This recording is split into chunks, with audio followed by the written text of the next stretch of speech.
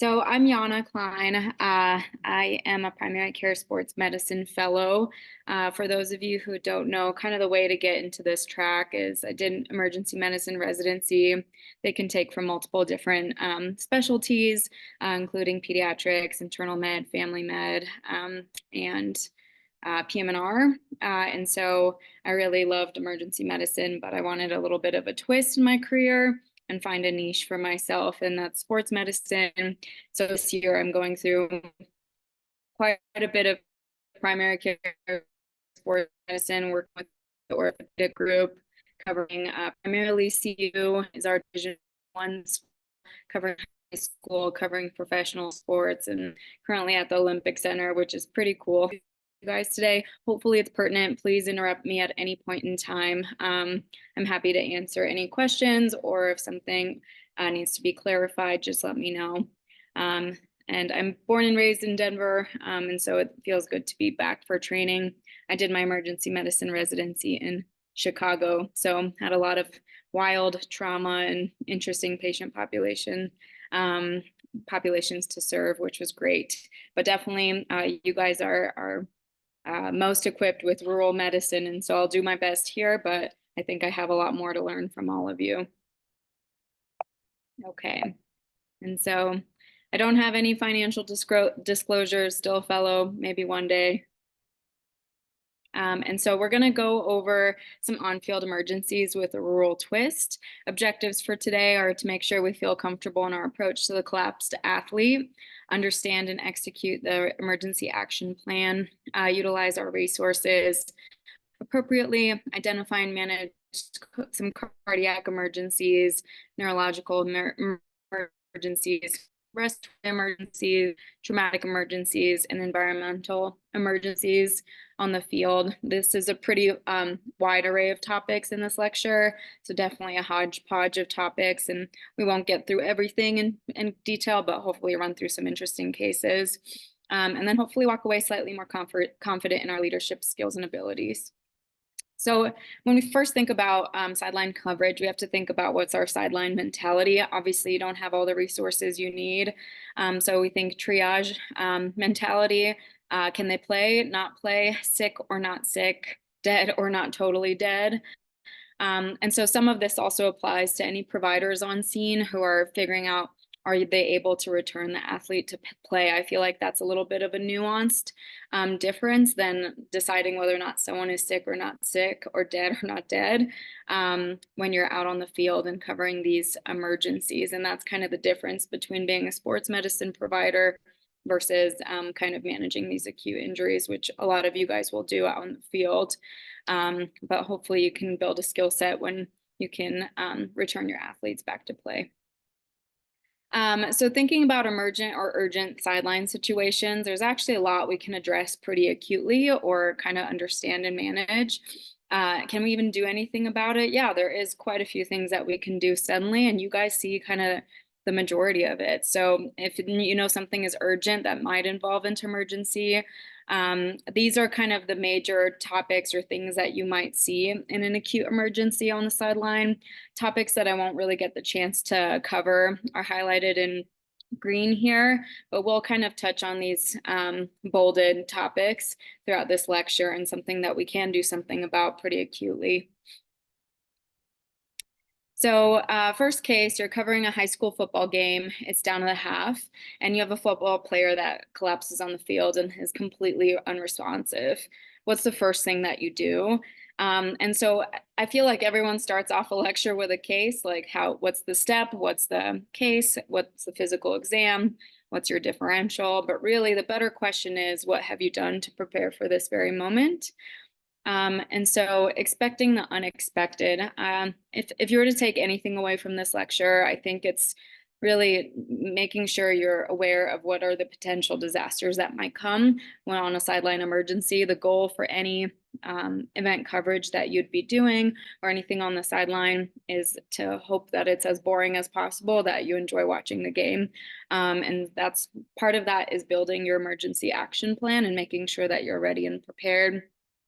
On the right-hand side of this lecture is just an example of what an emergency action plan would look like. It's pretty much a basic, straightforward template that allows us all to have a universal way to communicate with one another, that have your key personnel involved. I like to include contact information whenever I build an EAP.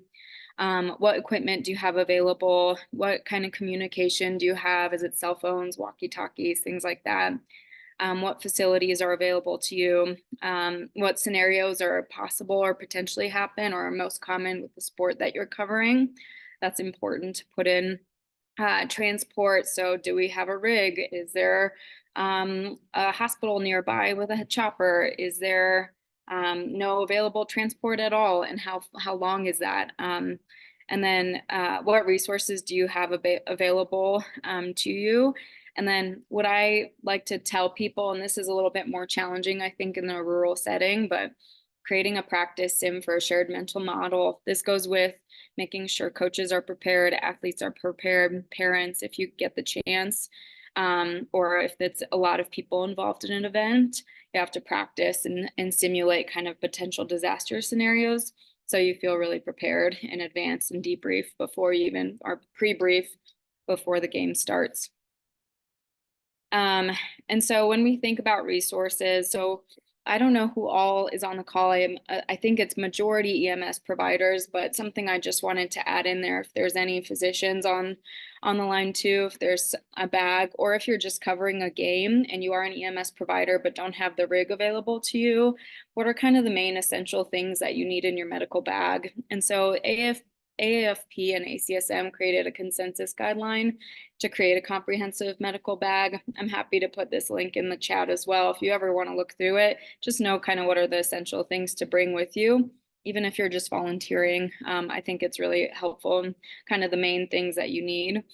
What skill set do you have? What's within your scope of practice? And then making sure that you know the timing, socioeconomics, like what kind of population are you serving? Is it kind of this rural underserved population where you won't have the amount of resources available to you that you need?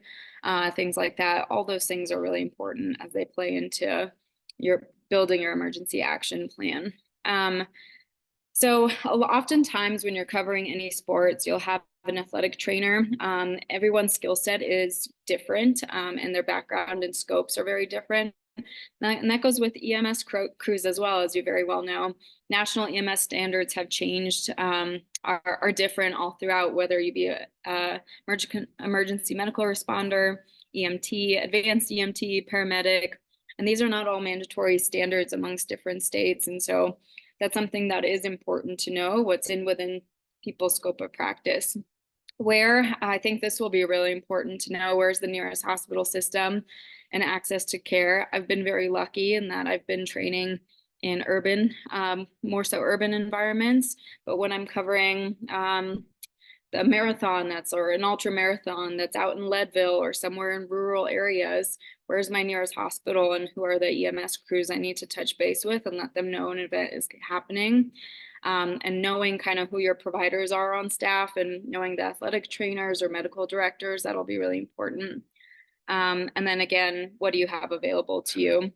And then trauma centers, I don't think that this is something that you guys need to know, but something I've lectured to some of my colleagues is, what defines different level of care and how do we know where these patients need to go? And so different tools that we have in the field, compressions, our hands are the most important things that we have. And that's if someone undergoes a collapsed athlete and cardiac arrest. AED, or this is a little old school, but precordial thump. That's also something that we have available to us, a bag valve mask, airways, needle thoracostomy or finger thoracostomies, and tamponade or tourniquet for arterial bleeds, epi, Heimlich maneuver, fluids, raising legs, cold water immersion, taco method, medications that varies amongst our providers and EMS crews, leadership, glucose, splints, all of these are necessary to help you prepare, but very quick interventions that we could do, something you guys are experts in. So going back to your athlete that's on the field, they're unresponsive, they're agonal, apneic, and pulseless. And so what do we do? So per your emergency action plan, you've decided with your athletic trainer that you receive the emergency signal. Oftentimes that's a fist up in the air or some call that says you guys have to be there right away. One, assessing scene safety, that's the most important thing. And then I think the model has really moved to CAB instead of ABCs, where you really circulation, because cardiac death is the most common cause, especially in the collapsed athlete. So checking pulses, the most reliable spot being the carotid, and most experienced staff ideally. And you have 10 seconds to really make a decision whether or not you're starting compressions and getting the AED. So circulation, airway, and breathing, the most important thing when you're doing any event coverage and someone just completely collapses and is agonal, apneic, and pulseless. So witness arrest, following the algorithm. So deep breath, checking our own pulse, because this is a hard decision to make, especially when you're covering a big event where there's a lot of audience, fans, there's a lot of pressure to make these decisions. Quick assessment by the medical team. So oftentimes that will be you, the trainer, or the medical provider. Starting compressions immediately, the AED, and activating EMS. And so getting that athlete off the field and closed loop communication. Differentials to consider are dysrhythmias, commotio cordis, HOCM, myocarditis, trauma, tension pneumos, PE, or heat stroke. Those are kind of the most common sudden cause of cardiac or of the collapse in the athlete. When we take a look at Dr. Klein, can I ask a quick question? Yeah. So staying on the field versus moving off the field, I know that's come up with some of my agencies in the past because a lot of these guys do cover kind of the local football games and things like that. What are your guidelines? What are you guys doing as far as working the cardiac arrest in the middle of the field? Because it's certainly a stay and play mentality for EMS versus getting them out of the crowd and at least to a more workable area. What sort of perspective can you give us on that? Yeah, so I think I'm touching on that in a few, but this is actually a good spot where to Sorry talk about about. that. Oh, Never perfect. mind. You can touch on it later. Yeah, this is what I was hoping for. So I prefer it to be interactive. Otherwise, I'm just talking to the screen, which I do often anyway. But yeah, I personally am a big fan of stay and play. I think as unfortunate as it is to kind of have that be public, I usually like to create a barrier. But if someone is really unresponsive, the literature, I think the study back in 2020, I have it referenced at a later slide, really says that staying and playing is kind of leads to improved outcomes, especially if it's a true cardiac arrest, and something that, like, if we need to do compressions to avoid delay in compressions, to avoid pauses in compressions, I prefer stay and play model. But again, that's something, if like the scoop and run, if you have your trauma center that's really close by, or you can get them in the rig immediately, you know, that's different if you're out in the middle of a field covering a rodeo where you just don't have that kind of access. Like that needs to, you got to stay and play. And so I think that's a good discussion to have with your providers. I say do what's best for the patient, what's more patient focused. And I think the literature is really moving towards initiating and maintaining that stay and play mentality. And I prefer that as well, but that's part of your emergency action plan that you build. So that does vary. And I have noticed that that has varied, especially in the sports medicine world, as kind of there have been some older mentalities, and part of it, unfortunately, is the public mentality as well. That's something that needs to be addressed and get improved. Thankfully, I haven't had that come up in a scenario, but that's a great question to ask. So obviously, like, this leads into kind of the next thing is compressions are the most important thing when it comes to any of this, especially with our young collapsed athletes. It's likely cardiac in nature if it's sudden and they're pulseless. And so per the BLS guidelines, going in at 2 to 2.4 inches in depth, 100 to 120 beats per minute. You guys are very good at this, so it feels kind of strange to lecture at EMS providers, but just a pearl is like switching out when you're fatigued. I don't think I can say that enough. It doesn't matter how many codes I do. While you're doing it, you want to, you know, try to wait for that 2 minute until you get your pulse check. But honestly, I think continuous compressions and switching out when you're tired because you have more meaningful compressions. Whoever has the most meaningful compressions, if you're able to switch that out, that's kind of the more important task at hand. So delegating whoever can do those high quality compressions. And then 30 to 2 guidelines. Those guidelines I think are changing, and I wonder what your guys' thoughts are with all this, because it's changing to continuous for bystanders. And I almost wonder if it needs to change to continuous for EMS providers as well, especially since it's scene dependent. And I think continuous compressions in some of these cases are more important than 30 to 2 with the pauses. Do you guys have a protocol on the field covering sidelines or anything like that to do continuous versus 30 to 2, or do you just keep BLS protocol? You know, we mostly do BLS. I think it's such a good point because the 2 breaths are never as short as we want them to be. Like as soon as you do that 30 to 2 model, I feel like the pauses get longer and longer and longer. And like you said, the data is really showing us that it's those pauses that are catastrophic to patients in cardiac arrest. So right now, for most of my agencies, I'll let Andra speak for hers, or I'll let any agencies on speak for their own specific protocols. But I think moving to that continuous compressions is definitely coming soon to the field. Okay. Yeah. And I think to add from my standpoint, but I actually have a question. What is there any data or anything about Lucas devices or any kind of like automated CPR on the field itself? Oh my gosh, I love that you guys have questions. I'm sorry. Oh. I'm sorry.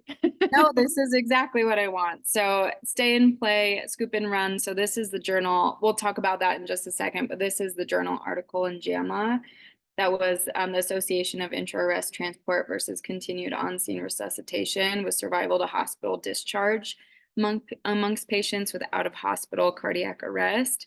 So this is a pretty recent paper that was really well done. I was really impressed by it. And it basically says that you really can significantly change outcomes if you choose compressions over breaths. That's why I'm wondering, I think the model is kind of moving in that direction, but of course, follow standard of care in your protocol. But something that I think should really be questioned. When we think about these like Lucas devices, so 7 randomized control trials have shown no significant benefit over manual compressions. I feel like this is the hot EM topic that everyone talks about. It's like ketamine, Lucas devices. Those are kind of the 2 big ones that people just go crazy over. And you know, if expert familiar with device, then shown to provide some benefit and free up personnel. And if not, it can lead to worse outcomes. And I've seen this go both ways. In Chicago, they were about 50-50 on which EMS providers use Lucas devices. And we had one in our emergency department. And I did not think it was beneficial, but I also had the privilege of working with a big team and having enough staff. And I feel like in rural settings, like if you don't have the extra hands, if you need extra space, I think this is the time where you really need to be well trained in the Lucas device, knowing your setting, making sure you're really well prepared, understanding placement, as that's kind of the most important thing. They've often found that the device is much lower than where it should be, and it really should be kind of at the sternum, and oftentimes they'll have it just below the xiphoid when they looked at some bigger studies too. And so we have to make sure placement's the most important thing, because it's a great tool, but I think that's how we should view it, is that it's an extra tool that we have. But right now, standard of care doesn't tell us one is superior to another. If anything, using a Lucas with untrained personnel can cause harm. And so that's an important pearl for people to know. Did that answer your question? Oh, Andra, did that answer your question? Yeah, I was just wondering if there's anything specifically with like sports related collapse, like anything on the field. I know that the data out there isn't great for Lucas devices and such in general. I just didn't know if you. Yeah. You know, that's a great question. I haven't looked into it. It was a huge ongoing debate. We had talked to the ABS during our big EAP training session. And when we talked about our emergency action plan, everyone was so excited. Hey, we have this Lucas device. So we did a practice sim on putting on the Lucas, and we did a practice sim without the Lucas. And, luckily for me, being an EM provider, I feel like I have some skill with the Lucas, but I don't even put it on myself a lot. It's usually staff. And it was significantly slower. We would time it, we would practice it. And so we decided to opt out of the Lucas, even though it's this new shiny toy, and our EAP is consistent with regular compressions. And so I don't think there's anything out in the sports medicine literature that I know of. I can look into it, but it sounds like everyone's kind of having this kind of mixed picture with it. And so because there's so many people who can get hands-on, that's why we ended up choosing compression only with them. And I'll just add, because I do think a lot of agencies on here have them. I think one of the things we like the Lucas is you can put it on and then do other things. But what I always tell people is don't be afraid to adjust it. Like if you keep reevaluating the positioning of it, and if you notice that it has slipped with any movement or procedure or anything, don't be afraid to pull it up and put it where it needs to go. It's not like you have to put it on the patient and then you can't move it after that. And then if nothing else, it's good for the backboard. So depending on where you are, getting that hard piece of plastic, especially, I would imagine if you're on turf or if you're on some sort of field, like just making sure that you have something really firm underneath them. If you're not going to use the full Lucas, you can at least use the little yellow thing at the bottom there. Mm-hmm. Yeah, and like really doing a quick eyeball of the patient's body habitus, because actually oftentimes when our athletes are really geared up, they're huge, and the Lucas just doesn't fit quite right. And so we practiced it with gear on and gear off, and it really does make a big difference. And so that'll kind of change what you guys end up deciding to do. But I really do think it's EMS and provider specific, as long as you kind of build it in your emergency action plan and prepare for what exactly you guys are going to do. I would just say that I'm a ski patroller, and we actually use it on the mountain. Have used it several times. Mm-hmm. I can't tell you for sure whether it's been better or worse, but it comes to the extrication of getting somebody off at a difficult places, and that's where we've used it, because it's hard to do compressions in the back of a toboggan coming down a mountain. Yeah, Winter Park was the same way, and I think the Lucas that's where it's preferred. I think probably if we were to do an outcome study, I'm curious to see if one's been done with the Lucas and ski patrol. That would be a very hard thing to study since it's so far and few in between. But they use Lucas for our cardiac arrest as well, and for that very reason, because that's the setting where I think it's the most appropriate to do so. I agree. Yeah. So ambulance arrives, you guys are there to save the day. You got Rosk en route and admitted to the ICU and found to have commotio cordis. So this is what happened to Damar Hamlin. Ended up surviving, rehabilitating. So this is a huge deal if people can get on scene and get things done in an expedited fashion. And so we kind of went over all of this in the slide. Yeah. I feel good about that. So just in light of me being here at USOPC, which is pretty cool, I figured you guys would have some motocross and BMX racers out in rural Colorado. And so this is an example of Connor Fields, BMX racer in Tokyo.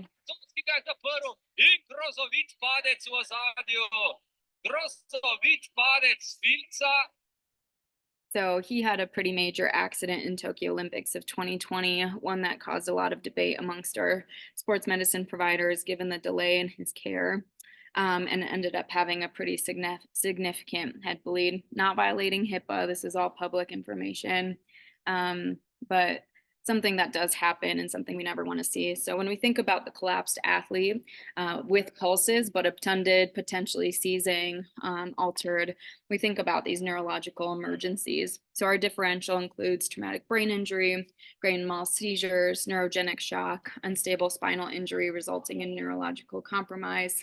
And what's our management? So again, we're controlling our environment, assessing scene safety, and requesting help immediately. If you're covering Tokyo BMX Olympics and they're running a track, are you going to get run over by these other racers when you're going to go out on the field? And so that's something really important to know, and how you extricate someone right away. Managing the airway. So that's kind of something that we have in our tool bag to do right away, prioritizing oxygenation and back to our ABCs. And so immobilizing the spine, medications, if they're actively seizing, and I don't think it's unreasonable to try Valium, and that can be given liquid or liquid IV or IO or some kind of benzodiazepine. And then checking blood glucose. I think that's probably harped in all of us, making sure that that's not something quickly that we can reverse. And then a recovery position if you're out on the field. And so here's an example, kind of epidural hematoma after a traumatic brain injury. So when we think about airway management, we think about these supraglottic devices, lots of different types of artificial airways. I didn't find one in the literature that I prefer most. I felt like in Chicago, we used King Airways a lot and iGels. iGels I've seen mostly here, I believe. And so oropharyngeal airways, nasopharyngeal airways, and then looking at these iGels and Kings. And I think if someone is obtunded and in this state, I think that's very reasonable and appropriate if you're concerned about their airway. Do you guys have a protocol based on which one you use, one over the other? This wasn't something that I saw was superior or inferior in the literature. I like the iGels, but anyone have any thoughts? I don't know if many agencies are still carrying the King. I think it's kind of being phased out, and some do, but most are using the iGel primarily. Mm-hmm. Yeah. So management for these head bleeds, you might see someone who has a lateral gaze deviation, who's altered, obtunded, someone who you're really concerned about a TBI or a head bleed.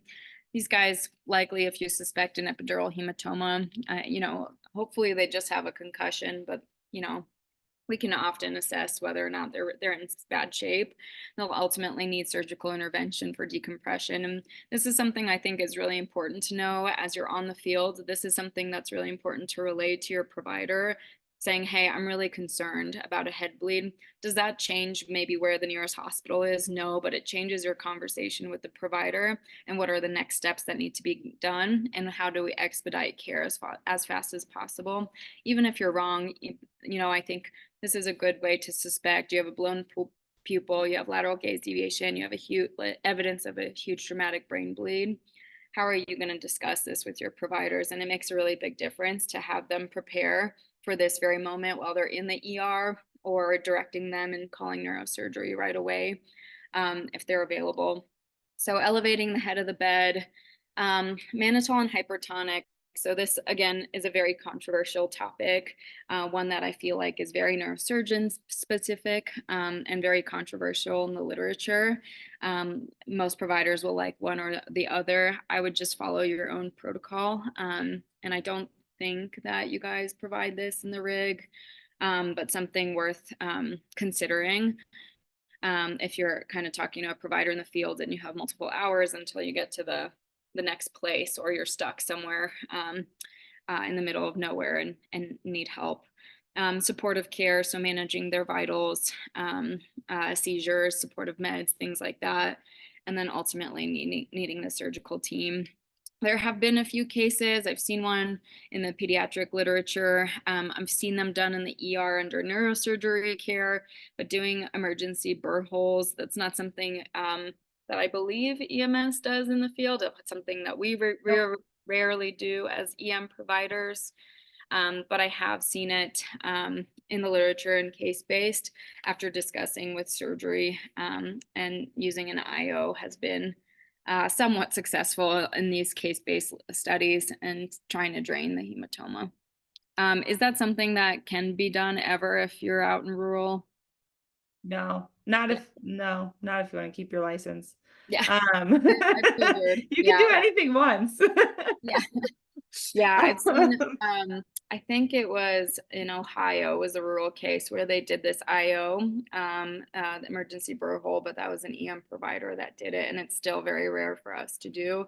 And in Canada, they do it in rural places of Canada if their transport time is many, many hours or they can't get in until the next day or so. But again, very dangerous, something I would not feel comfortable doing, but something that's really cool and interesting and something you'll see on Grey's Anatomy, which is not real. And I think as like our rugged CT scanners and a bunch of those things and the technology there Yeah. grows, then potentially there's going to be opportunities for, in decades for some of that stuff to enter the EMS space. I think from the mannitol and hypertonic, just to add, I have seen a few cases where your sodium bicarb push, most ambulances don't carry hypertonic, but your sodium bicarb is technically a hypertonic fluid. So there have been a few cases where paramedics have called in for online medical direction with a high index of suspicion. The other thing for these folks is if you have a high suspicion for it, calling for a helicopter rendezvous sooner rather than later, because a lot of our critical care helicopters do carry hypertonic saline. I don't know if they do mannitol. I don't think so. But they do have potentially have hypertonic. So keeping that in mind as a possible rendezvous motivator too.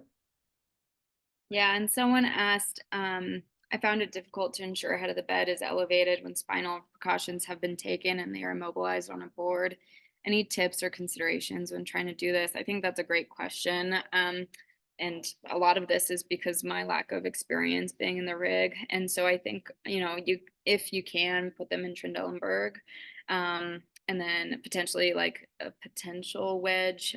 But of course, spinal precautions, if you're maintaining that, if you're moving in a rig and it's unreasonable to do, I wouldn't fret about it. But if it was an isolated head trauma, that's kind of one of the more important interventions. And we'll talk about some spinal precautions in a little bit too. But I think that's a great question. I don't know if you have any tips or tricks on elevating head of the bed, but I actually don't think this is something that is done in the rig.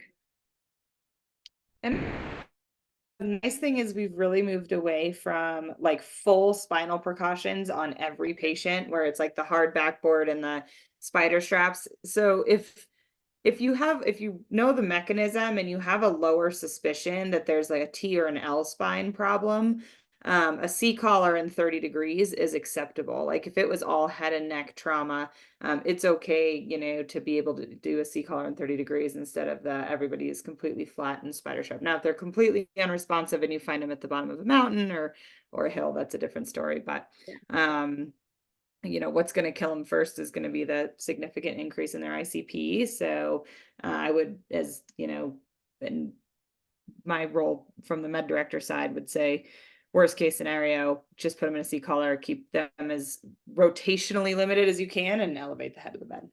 Yeah. And a lot of this is me talking like this is a witness, this is on the sideline or on the field. That varies if you just have like an undifferentiated person found down. This is like very specific to coverage in sports medicine. And so if it's isolated, I think it's very appropriate to do that. Something I would do and not worry about the rest of the spine. And just like you were saying, limit rotation and be able to elevate head of bed 30. I think that benefit outweighs the cost. And so moving on to our next case. So you have a 24-year-old linebacker, player's unconscious. He came up close to full speed, speared the wide receiver. He's laying on his back, was revived, but unable to move his legs and arms. And so spear tackling has been banned in football, but still we do see it not uncommonly and probably see it a lot more in rural areas. As well, just because they're not as stringent. And so when we think about spinal cord injuries, these are not very common, but they do occur. It's about 12,000 per year in the general population, 8 to 10% of which are sports related. And so other associated injuries often include bone fractures, loss of consciousness, or traumatic brain injury. And then there's been a large reduction in spinal cord injury with the banning of spear tackling. And then the most common level that's affected is C5. And so again, following our ABCs, ensuring adequate access to airway. When we think about neurogenic shock, the phrenic nerve, and when it gets affected, is C3, C4, C5. So if you're ever concerned about these segments, I would make sure you monitor their respiratory status very closely with frequent assessments. And then these intercostal nerves supply intercostal muscles, and those are also help with accessory breathing. And so sometimes those could be at some lower levels as well. So something to be mindful of, and just keep checking on your patient. Spine board and transfer, as you guys know, typically the way that we approach it is leaving the helmet and pads on, but face mask comes off. And oftentimes, again, this is in your emergency action plan. Face masks are very variable. Some of the older face masks, you need the drill available to you. The other ones, they have like a specific screw that you just push in and unlock to take off the face mask. So really knowing and understanding your equipment is really beneficial. Or, discussing this with your athletic trainers, they're probably going to be the ones most equipped because they're so used to working with the gear with their athletes that this is something that would be great to delegate to them as well when you're working with them. So when we think about spine immobilization, C-spine, Canadian or Nexus criteria for C-spine decision rules, we're considering trauma, midline tenderness, focal deficits, loss of consciousness, any distracting injury, intoxication, any bilateral symptoms, although you can see it in unilateral C-collar and manual inline stabilization. So again, something that should be practiced and simulated is manual inline stabilization, especially when taking off helmets if you need to put a collar on them. And that's something that we practice quite often just because the gear really makes it challenging to maintain C-spine precautions. And so when we take a look at Canadian CT rules, pretty sensitive, 90 to 100%. Specificity is pretty low. I wouldn't rely on it. And so following Nexus criteria as well, sensitivity is pretty high and specificity, again, is very low. But if you have any of these concerns, then I would immobilize their C-spine. Something I just wanted to know is that emerging evidence may question the standard of care. 97% of those who are C-spine immobilized, and I put the study in my notes, but it's not on this slide. Oh, that's unfortunate. I need to pull that up. But 97% were found without a C-spine injury and may actually consider harm because of patient discomfort and limitation for access and things like that. And I feel like sometimes we do overuse the C-collar, but that's something I still would keep standard of care, still would immobilize until we get further research and studies that come out. Because there has not been a study that has said C-collars have been great for immobilizing the C-spine and preventing further injury. It's really limiting mobilization. And so obviously if you have something that's unstable or some kind of major concern from that standpoint, but that is a lot more rare than what we see. So something to be pretty mindful about, especially if you have someone with kind of a lower mechanism of injury where you're not as concerned about the C-spine and have other injuries that seem to be more kind of imminent to address. I think that that's okay to take it a little easier on that, but don't quote me on that. It's not standard of care yet, but something to be mindful of. There isn't good research on C-collars. And there's a few questions in the chat, Dr. Klein. Sure. And one was a little bit, and this might be the right time to talk about it, a little bit on pads. Specifically, are there resources that would be useful as far as like efficient helmet and shoulder pad removal that would be like a good training video or something for our providers? And then particularly pads and approach to with like an arrest situation. I know with kind of the isolated injury, leaving them on, but as far as needing further access to the patient, if you could talk a little more about that. Yeah, most of the newer gear actually has been designed so it's an easy strap or a strap that you can cut pretty easily off the middle. So I would almost approach it with pad removal as if it's kind of any patient where you grab your shears and start cutting from the midline up. Usually there's a strap in the middle and between kind of the chest area where you're able to cut that strap. Sometimes it's Velcroed in and you can pull those pads apart. I usually do an 8-person lift, but I'm also, again, very lucky. I've been in settings where I have 8 people. Oftentimes about 2 or 3 of them are trained in a lift to kind of keep them immobilized where we can do a full lift and then have us take off all the gear and make sure the helmet comes off. But really 8 people is needed because you need a person on top to maintain inline stabilization. And then about see, does this math add up?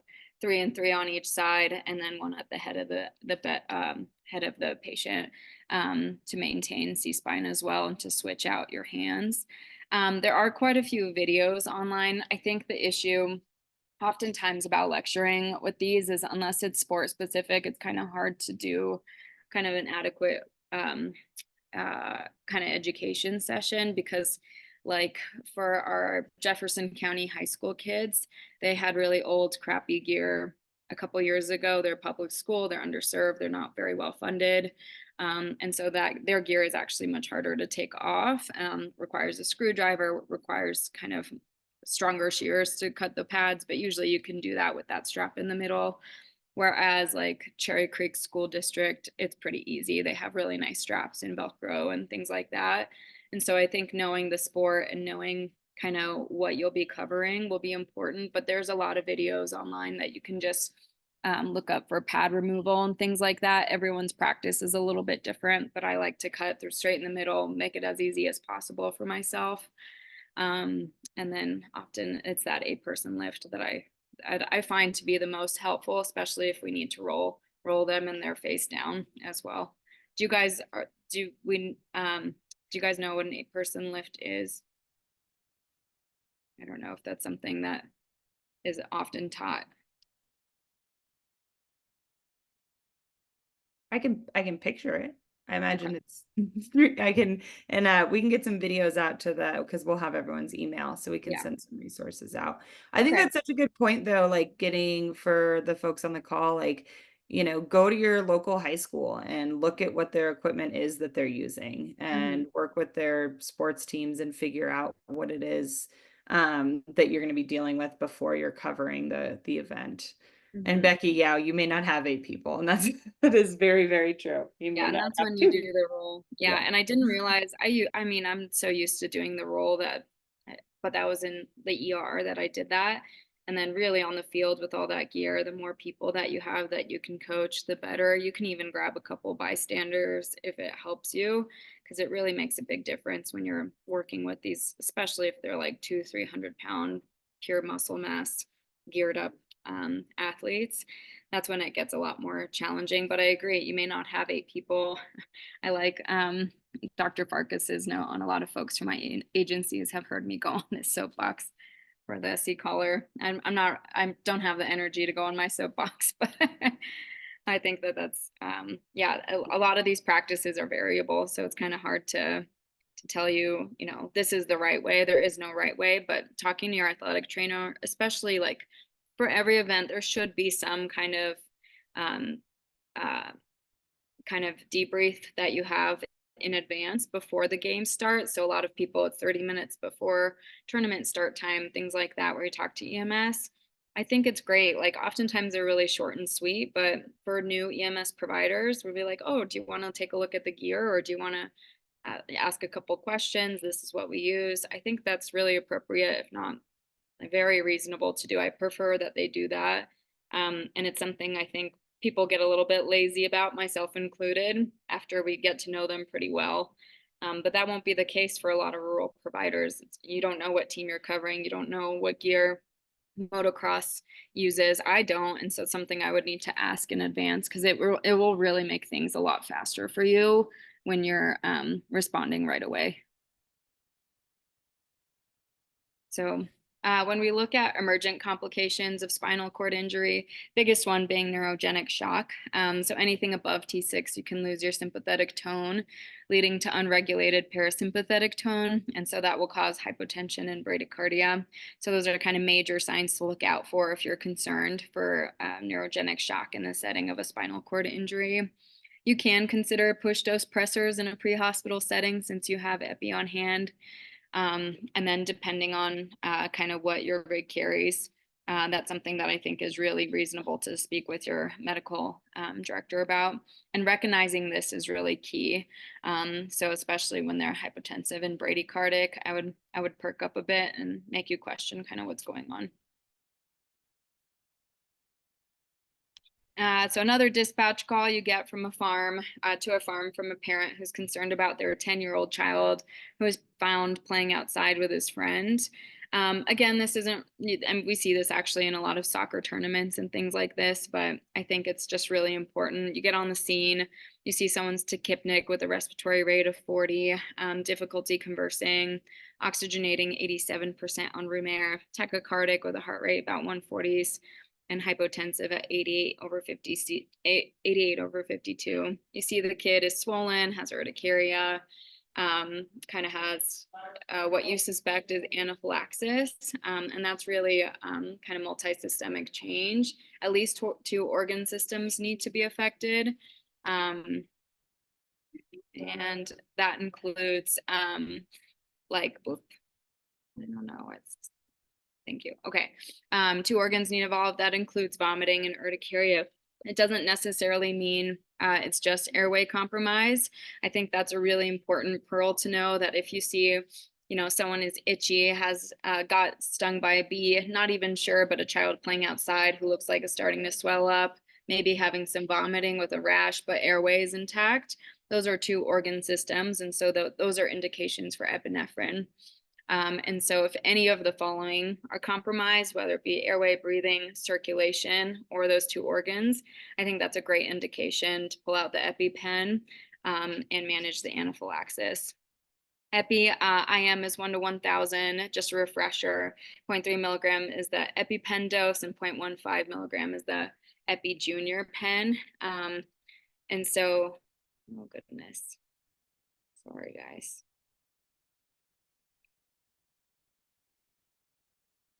My computer is just running very slow. It's losing gas.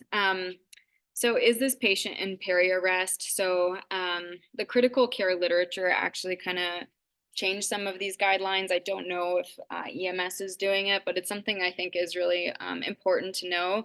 Maybe you don't have an EpiPen on hand, but you do have epinephrine. Is the patient peri-arrest? Are they bradycardic, profoundly hypotensive, or about to die? Yes, then you can bolus your IV epinephrine as well, 20 to 50 mics. And so you can start with a loading epinephrine infusion. If they're not hypotensive, you can continue at a 20 mic per minute for about 2 minutes. And if they are hypotensive, you can continue at 20 mics per minute until that blood pressure improves, which hopefully will be soon. And you try to titrate to effect with the goal of weaning down as fast as possible. But epi can be redosed every 5 minutes if you just have the pen as well. So if you get some response, but they're not doing well, the epi, obviously it'll make them a little more tachycardic, maybe a little more anxious and agitated. But if it's doing its job, it just wasn't enough after a severe anaphylactic reaction, you can do this every 5 minutes. Oftentimes I found, like, we'll have an EpiPen on the sidelines, but parents will usually have it on hand. You guys will have it on hand, and something that is just really important to have for our kiddos. And we see this a lot in our outdoor tournaments.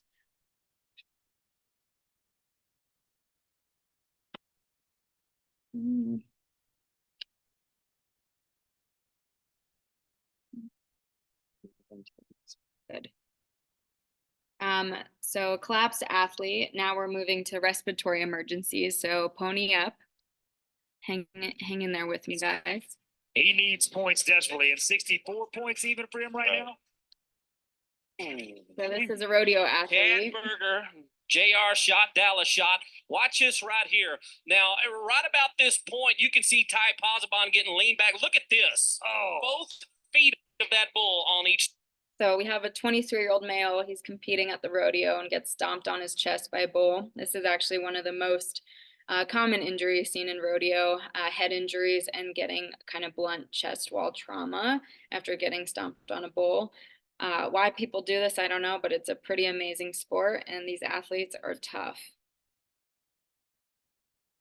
And so get stomped on the chest, breathing is shallow, they're dyspneic, their chest wall, they're having chest wall pain, they're starting to become more hypotensive when you find them with unilateral breath sounds. So biggest concern there, kind of classic question, is a tension pneumo. So obviously we don't get the privilege of having a chest x-ray on the field, but just an example of what a tension pneumo would look like. Resources, sometimes we do actually have capabilities to x-ray like CU would. We have an x-ray machine on site, but where you guys are going to be at, probably not going to be the case. Ultrasound, if trained, as it becomes more widely accessible, I think this is going to be a huge change in practice, if not already coming to fruition when it comes to EMS, using the butterfly and having point of care ultrasound. It's going to make a huge difference. And so once we get better trained in it and have it more accessible and a lot cheaper and lower cost, I think this will start to become more of the standard of care in the field, especially at rural places.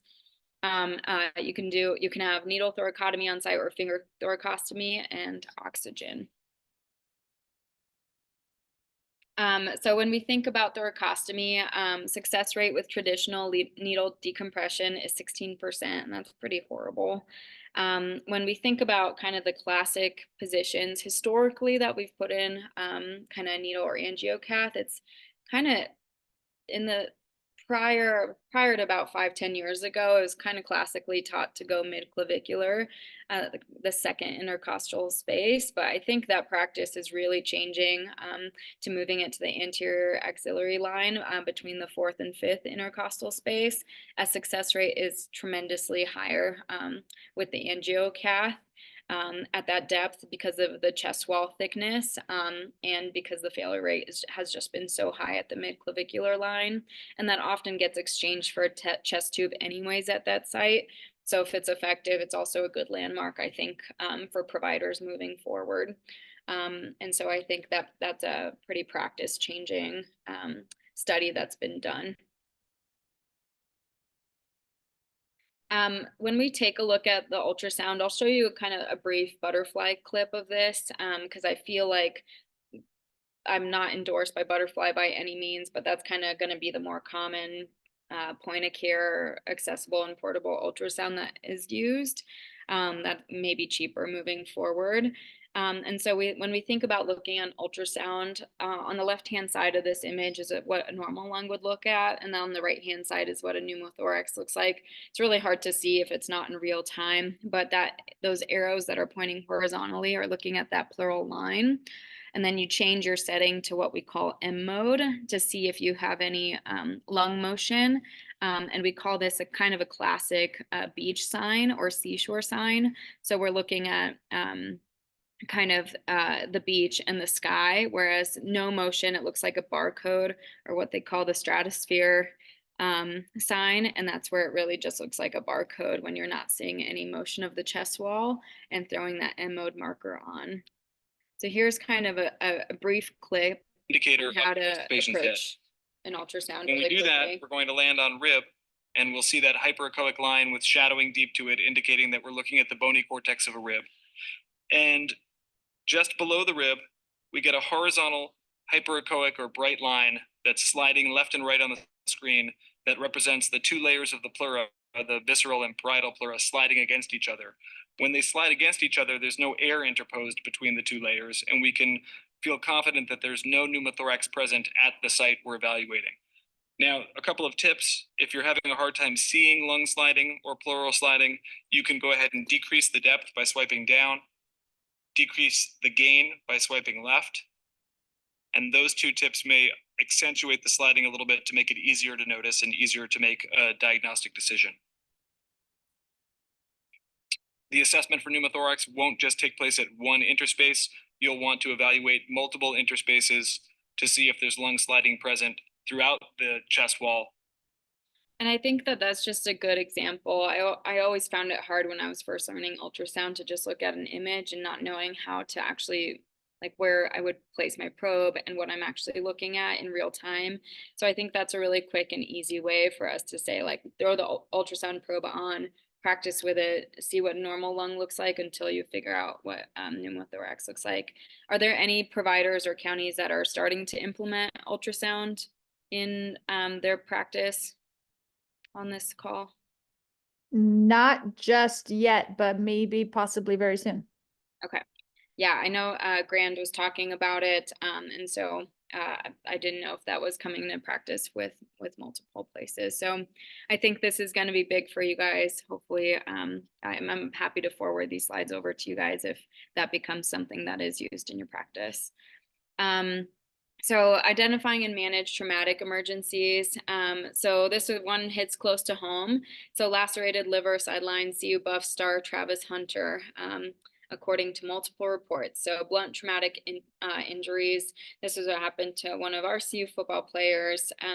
When something becomes urgent to emergent, they really often describe felt like the wind got knocked out of them. Nauseous, maybe vomit. They have some abdominal pain, just got tackled. There's clear blunt trauma. Sometimes you'll see referred pain to the shoulder and then persistent pain with serial reevaluations. So at first, if someone gets the wind knocked out of them, that's something we see very commonly in football games in these athletes. It's often the serial reevaluations or how severe, how tender their belly is to make you have a higher suspicion. Splenic injury is the most common cause of abdominal trauma and injury in the athletic population. And you can lose up to 750 cc's of blood and still have normal vital signs. And these guys are pretty tough. So again, using the ultrasound, that is great. But what we ended up doing on the field with our CU football athletes is if there's index of suspicion, and we did have an index of suspicion, we just said, hey, what's the most important thing to do? Get them transferred. And so that's what we ended up doing. And so the collapsed athlete, looking at blunt trauma, looking at the liver and the spleen are the most important. Again, if you had one view to pick up on your ultrasound, it would be the right upper quadrant.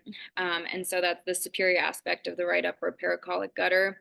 If you had any probe or any view to look at when you had 1 second, that would be the one that I would go to with any concern for intra-abdominal bleeding. That tends to be the one that has the most bleeding. Something that I think is pretty much universally taught amongst everyone here is getting Stop the Bleed certifications.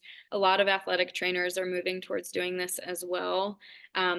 This is something that is so well taught with you guys, but again, something that we see pretty commonly in sports is applying pressure, having the tourniquet available to us, making sure to place it 2 to 3 inches more proximal to the site of the bleeding, and maybe adding an additional if you don't get complete or achieve complete hemostasis.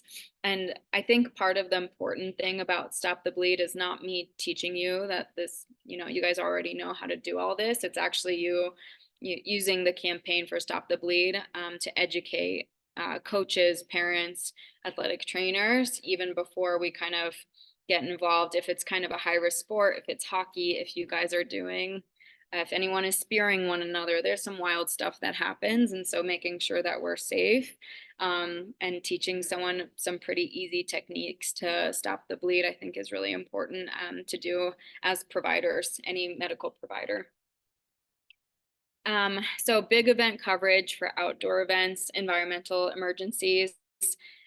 This is something that we do very often when we do our mass events. And again, a lot of this is all preparation related. So understanding your course, understanding the environment, and having a really universal way to communicate with one another, providers, athletes, EMS, all included, and having a system in which that you say, hey, conditions are extreme, we need to stop the race. Conditions are high, we need to educate our athletes to slow down, or to maintain caution, or to alert EMS at this point that there's likely going to be more heat related injuries. We need more ice, things like that. Those are ways that we can prepare to prevent kind of a disaster. And having really brief, quick templates and ways that you create signage at these outdoor events. This is something that you guys can be part of, and would be great to have more hands on deck to help out with some of these events in the community. So when we think of emergencies, there's plenty environmental emergencies out there. I'm going to kind of focus on hyperthermia and heat stroke versus heat exhaustion. Stroke being altered mental status or neuro plus heat exhaustion related things. When we think about management, the fastest, most important thing we need to do is cold water immersion. And then we'll touch just very briefly on mass casualty triage. Ideally, getting a core temperature. So a lot of the times high schools are starting to provide data therms and core temperatures. it's interesting because in Chicago, that was something that nobody wanted to do, where like we had the huge Chicago Marathon that we covered, and it was very important to get a core temp. But a lot of times we just went into cold water immersion, which is fine, but it doesn't allow us more information. But it is a hard thing to do with athletes who are in public, don't have a private space, things like that. So that's important to kind of gauge your surroundings and what needs to be done. For our high schools, they are very adamant here at least Jefferson County high schools that we need to get a rectal core temperature. So again, something to discuss with the medical director, race director, whoever you're working with as to what the protocol is. I do like it in that, you know, we can remove from cooling because it's very similar to that stay and play mentality. When do I need to put them in cold water immersion? If they're altered, if I'm really concerned that they're unstable, when is it time to transfer to the hospital? Because you want to do it right away. But actually, ideally, we get them cold water immersed first. And then once their temperature reaches down to 39 degrees Celsius or 102 degrees Fahrenheit, that's when you immediately transport to the medical facility. Because the sooner that intervention is done with cold water immersion, the sooner they get better. And oftentimes I gauge this clinically if I don't have a core temp, once they're kind of coming back to themselves and getting better. But it's a hard thing to gauge when it's time to transport if they're really having a true heat stroke too, because they're just so agitated and altered, and you need a whole team of people. So when we think about these conditions, I think about what bulb globe temperature category. This factors in heat stress, indirect sunlight, which takes into account temperature, humidity, wind speed, sun angle, and cloud coverage. So really important for like wilderness medicine, any big outdoor events. Like it's not just how hot it is outside. We have to factor in all of these things to really create a good guideline as to how high risk are we when we're participating in sport. And that'll also perk up the team to say, hey, I think I need more hands on deck. I think this is what I'll need moving forward if conditions are getting to the point where they're becoming more extreme, but we're not canceling the event.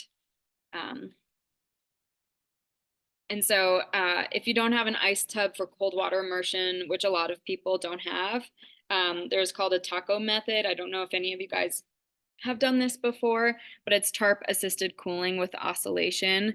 So basically we'll wrap our athletes in a big tarp, cover them with ice, and we kind of oscillate the tarp.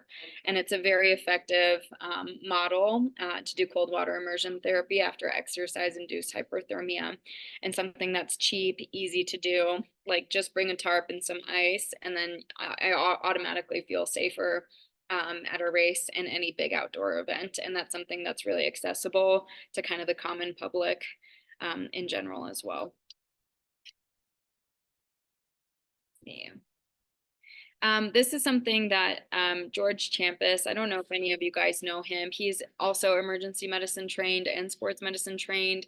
He's now the medical director for the Chicago Marathon.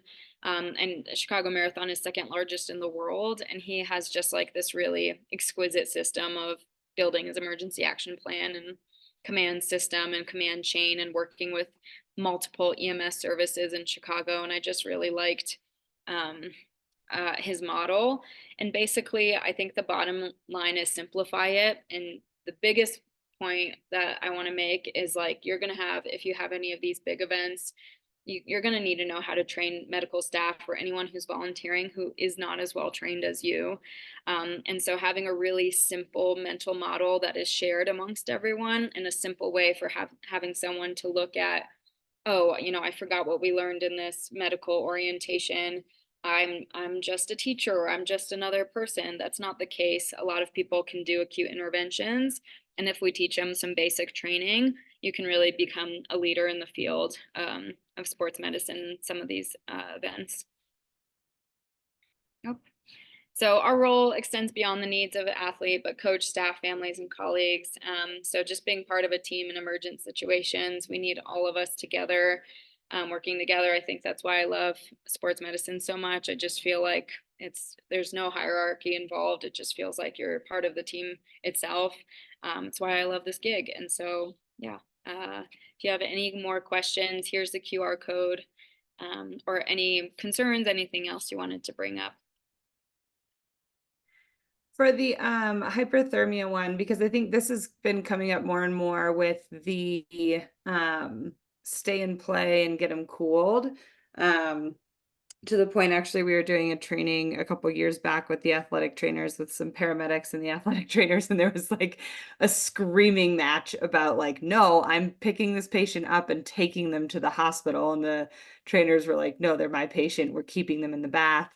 And so I think it's such a good conversation to have, and I guess from the rural EMS perspective, for the folks on the call, what I would recommend, I think best practice is to leave them until they're cool.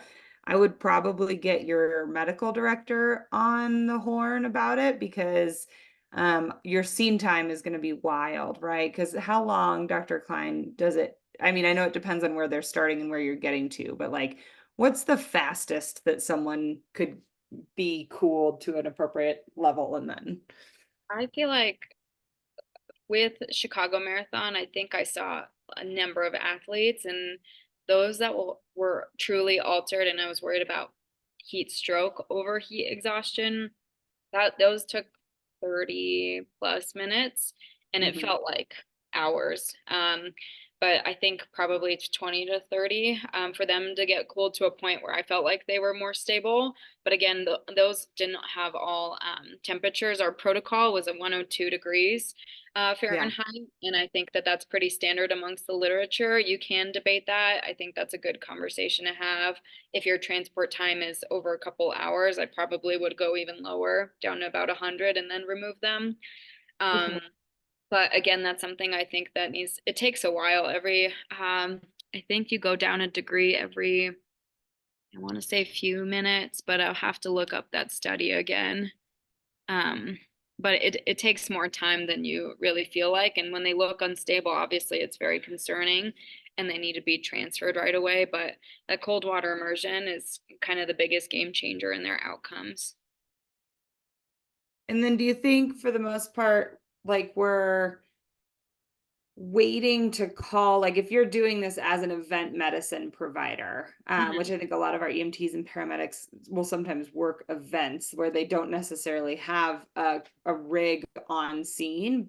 Are you waiting to call for transport, or are you calling right as they're immersed and then asking them to hang out until they're cool enough to go? Yeah, the way we've done it at our ultra marathon, we've had walkie-talkies where we're able to communicate and talk to EMS providers pretty close by, but they weren't on site because it was hard to get in the area. And we said, hey, like we have an anticipated heat stroke. We're getting them cooled. I'll keep you updated. And then we're on the phone or on the walkie-talkie with the medical director. I think if it's a true stroke where they're altered, I would probably be inclined to call right away and get them transferred. If it's heat exhaustion, which we see a ton of, then I'm okay holding off and seeing how they do, and maybe throwing out some warning signs with our director and maybe EMS crew, but saying, hey, we don't need you. We probably will need you, in the next few minutes. But that's hard to do because you're not going to send out a rig that's hours away with the only rig in the county. And so that'll change depending on the setting that we're in. And so stroke, I'm more inclined to call right away, where they're just so altered that I'm really worried that they're just unstable and not going to do well and will need medical evaluation regardless. But heat exhaustion we see quite a bit of. I would give it some time. And that's all neurological status. So if that neurological compromise is not getting better, then I call right away. Yeah, that makes sense. All right. All right, so we can do the QR code. Oh, Josie. All right. Can you touch on the benefits, pros and cons of introducing permissive hypocapnia in the isolated traumatic head trauma patient with that suspected increase in ICP? Are there any adjustments to PEEP that should be made, or does it have any effect on ICP? Ooh, this is an interesting question. Permissive, well, so when we also take a look at the literature with permissive hypocapnia that they need, when the tough part is it's very transient. So it's kind of initially you're going to increase the respiratory rate, but really the literature shows that that hasn't made a huge difference in outcomes.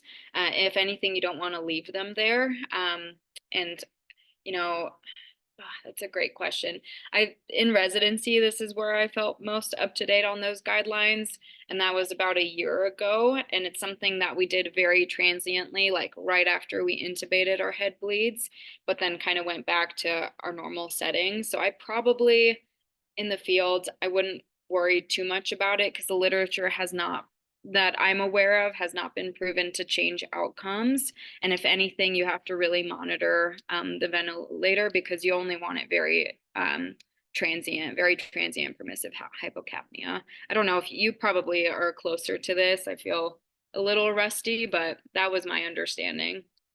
No, I think you're spot on. And I think, Josie, it's such a good question. The big trial that came out of Arizona, I think, spoke to the most about this, which is preventing the H-bombs, so preventing hypoxia, and then keeping them normocarbic is probably the best goal in the field. And I can I have that study, I'll pull it up and throw it in there, but preventing hypotension, preventing hypoxia, and then preventing hypercapnia. So it demonstrated that it wasn't necessarily intentionally driving them down that was a benefit, but it was making sure that their end tidal didn't go too high. So if that meant increasing their respiratory rate to try to drop them down, that was fine, but not necessarily intentionally driving them low, but making sure they didn't get too high, I think is the best. Dr. Wright, I was always taught like keep it 30 to 35 with the permissive hypocapnia. What you say normo, but what would you what would you want them in that range? I think the Arizona TBI pre-hospital study was looked at, I'm gonna say it wrong. So I think it was 25 to 35, but I think that's what I've been taught as well, 25 to 30. I'm double checking because this is actually a wonderful study. Yeah. End title 35 to 45 is what they were looking at. So even a little bit higher, and I can throw this in there. I think 35 to 45. Hopefully that works. And really cool study that they did out of Arizona, actually. So 35. And Josie, you said you've always been taught 30 to 35? Yeah, 30 to 35, just to cause some of that vasoconstriction and then decrease CPP. Yep. Yeah, and that's what I think the concern was, that we got so focused on some of the hyperventilation components that then we were letting hypoxia and blood pressures go. And then the CPP is like so integral that those three things are in balance, because all of them will affect that blood vessel tone. And so if you fixed one but you've let the other two go, it's going to throw off your cerebral perfusion pressure. So yeah, they looked at the O2 sat there, the systolic blood pressure, and the end tidal, and they used 35 to 45 as their goal, which honestly feels a little high, but yeah, we were taught the oxygenation and the perfusion of the brain are the most important, and that's why transiently we would have changed the rate to kind of achieve those goals for the end tidal. But that is a transient change, and that's because of its effects on the oxygenation and perfusion. And so, yeah, it was really interesting because theoretically and in our studies when we were looking at like ventilators, it did make a difference, but it made a difference short term, and we didn't look at the long term outcomes, which is was pretty interesting. Perfect. Thank you. So you're saying 45 top. If they're above 45, Mm-hmm. yeah, you're going to ventilate them faster and then just keep them underneath the 45. Correct. Perfect. Thank you. And then PEEP, does it have any effect on ICP? No, Directly, no, I would say. Probably directly no. I think it's more of the, the theory of if you have too much PEEP and you increase intrathoracic pressure, then are you decreasing preload and decreasing your blood pressure? But I don't think there is a direct correlation with PEEP to ICP. I don't know, Dr. Klein, if you have any other thoughts on that. Yeah, I don't know of any directly. Perfect. Thank you. Yeah. Great questions. Yeah, very good questions. I have some stuff I need to look up. And then I'm happy to send some links after our chat today too on maybe some good resources to take off protective gear and things like that. I find videos to be the most helpful, just so you know what you're doing. I'm happy to forward those along. And if you guys want to like any of the links to the medical bag and some kind of quick interventions that you can do, I'm happy to send those along as well. Awesome. Thank you so much. And thank you everybody for tuning in. Okay, we need would you mind putting the QR code back up, Dr. Klein? Sure. And I put a link in the chat that should take you, to the same form that the QR code does. So I know in the past we've had people logging on with their phones, and so you can't scan the QR code when you have your phone as your log on. So that link that I sent, that's the forms.office.com, that will take you to the response form that will get us to your CE. And as always, if you guys have any questions, concerns, please feel free to reach out to me or Dr. Farkas. I can connect you with Dr. Klein as well. And make sure you log your attendance. And thank you all very much for being on. Thank you guys. Thank you for your time.